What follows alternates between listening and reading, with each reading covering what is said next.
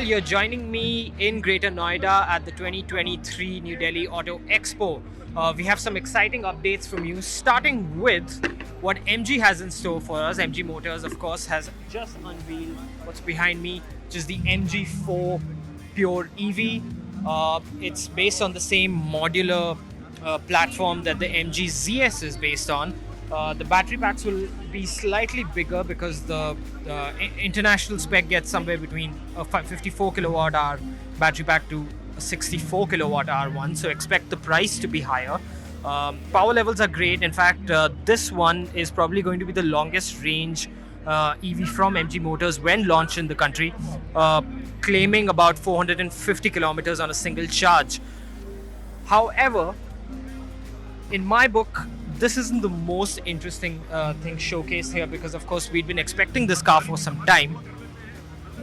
What I feel is even more momentous is actually the car right behind me is the eHS plug-in hybrid. Now, there are very few brands in the country at the moment which are dabbling in plug-in hybrids. Nobody has brought one in, but MG has showcased it, which means they're going to be bringing it in soon. The trick here is that this car attracts a GST bracket of 43%, which makes the prices of hybrids generally expensive, and plug-in hybrids having a much bigger battery component will likely exceed the cost of the existing EV. Now, with that said, you can see it's a large 5-seater sort of crossover SUV, pretty plush in this, cut in the same cloth as other MG vehicles, but really its claim to fame is that it's a plug-in hybrid, which means it's the best of both worlds. It's got a larger battery than a self-charging hybrid, one that can run on a good 100 odd kilometers on electric power alone, and then should you run out of charge, you get just a regular petrol motor. In fact, the power levels on this are fairly impressive. It claims to accelerate from 0 to 100 in about 6.9 seconds, which is pretty good for a vehicle this size. It's around a little over 250 horsepower, and it also gets about 480 Nm of torque.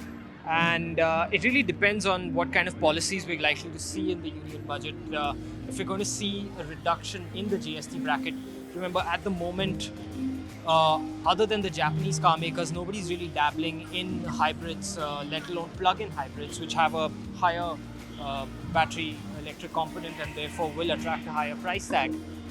Should policies prove amenable, should the GST bracket come down on plug-in hybrids, it really is the best of both worlds because you can take this car, you can pretty much go anywhere, there's no range anxiety, and to operate it within the city, you can rely entirely on electric power. So you don't really need to charge it, but you have the option to do so on the highway, and that really makes it an incredible bridging device. Plug-in hybrids ideally are the best way to get people to try and adopt pure electric powertrains, and that's exactly what we have here, should the policies prove to be conducive to such technology.